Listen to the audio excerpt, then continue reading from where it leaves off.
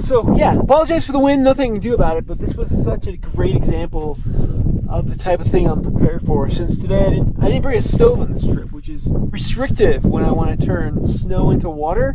I had to actually let it melt. But on rare circumstances, like say after a storm or just happenstance like now, you find like a puddle, and this is a perfectly carved out bowl in this rock. I've never seen anything like it. And it's so hard to get like a water bottle in there or whatever. So I decided to bring a sponge. So I can just put the sponge in and sponge up the water. So I'm going to get my flask. I wasn't going to stop, but this is just too perfect.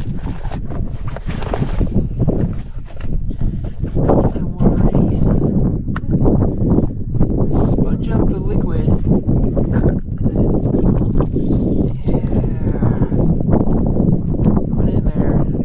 Cup of water.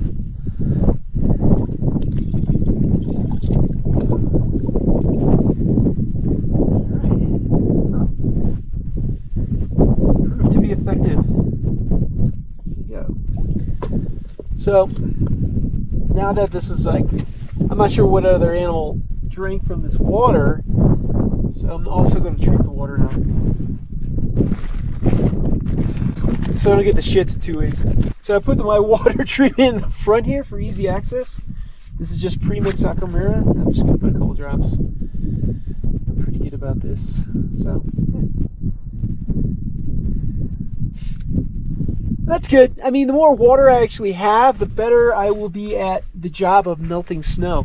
Especially when it gets darker and colder. The odds that I can melt snow like under 50 degrees is nil. Like, it's just going to keep itself like cold.